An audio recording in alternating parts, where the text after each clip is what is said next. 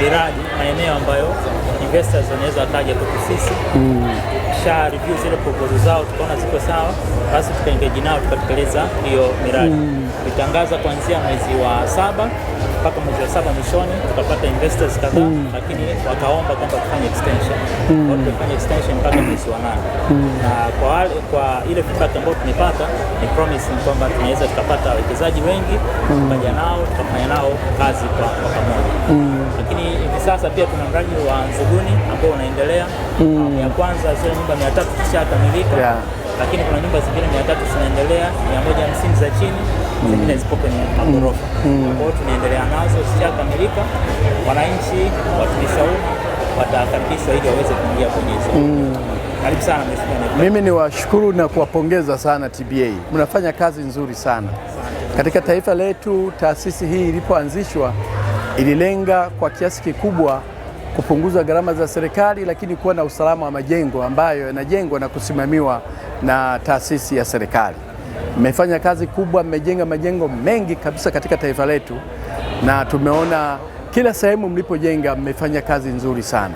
Naangalia hata ujenzi wa mji wetu wa serikali, mmehusika na majengo mengi kwa kujenga wenyewe, lakini vile vile kama washauri kwenye maeneo mbalimbali, na tumeona kazi yenu imefanyika vizuri sana. Kwa hiyo mimi binafsi nawapongeza sana kwa kazi hiyo nzuri mnayoifanya, na ndio maana serikali kwa makusudi iliamua kuboresha sheria yenu na kanuni zenu na kuhakikisha kwamba inawapa mamlaka ya kuweza kushirikiana na taasisi binafsi kuweza kuwekeza na kupanua ujenzi wa kuhudumia majengo ya serikali na majengo ya wananchi.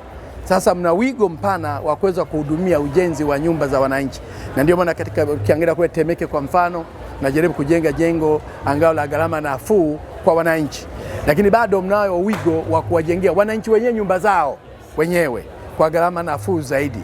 Naweza mkabuni vizuri zaidi kwamba nyumba hii ni nzuri, bora, lakini kwa gharama nafuu, na wananchi mkawajengea kwenye maeneo mbalimbali na kwenye maeneo yenu mlionayo ya uwekezaji. Na ndio maana maeneo yenu mlionayo mmepewa fursa hiyo ya kushirikiana na watu binafsi kujenga nyumba mbalimbali kwa ajili ya watumishi wa serikali, lakini kujenga na kuuza kwa wananchi wale ambao wanatamani kuishi kwenye makazi bora. Ni jukumu lenu, mmelifanya vizuri, na tuitegemea Julai hii imeanza vizuri kutangaza uwekezaji kwa watu wote binafsi, wawekezaji wanataka kuwekeza pamoja nasi. Uwanja uko wazi, na hili nitoe wito kwa wananchi wetu wote na taasisi zetu binafsi zinazotaka kuwekeza na serikali kupitia TBA. Mnayo fursa sasa ya wazi na ya mapema kuwekeza katika maeneo yetu mbalimbali ya kimkakati katika nchi yetu ya Tanzania, ili ujenzi wa nyumba ufanyike kimkakati haraka na wananchi wapate huduma mwishoni ya makazi bora kwa Watanzania. Nadhani mmeanza na ule mkakati wetu kule, kwa mfano tumeanza kule Canadian kule Dar es Salaam, mradi wa prepaid, kwamba sasa upo uwezekano mkubwa wa mwananchi anayetaka nyumba akatoa fedha kiwango fulani, asilimia fulani aliyokadiria jengo lile, alafu akitoa. Lakini TBA imeingia vile vile mikataba ya maelewano na mabenki yote nchini kwamba unatoa kiwango fulani cha kuanzia, lakini unasaini na benki husika ya gharama ile. Benki itahusika na TBA. Wewe umemaliza, baada ya miaka 2 nyumba imekamilika, unachukua nyumba yako, unaendelea na maisha ya kuishi kwenye makazi bora zaidi. Kazi hiyo mlioianza ni nzuri sana.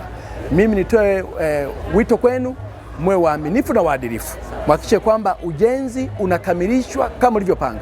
Nitoe wito kwenu na mtendaji mkuu, mwambie kwamba pale ambapo maombi ya wananchi yanakuwa mengi, eneo letu ni kubwa, eneo letu linaweza kujenga majengo sio 4 tu tunayotegemea, hata majengo 7 yako pale yanaweza kujenga, lakini kuna maeneo mengine mazuri tu Kijitonyama na maeneo mengine prime areas wanaweza wakayatumia na nchini kote kufanya kitu cha namna ile mradi ule, ili kuleta makazi mazuri ya wananchi.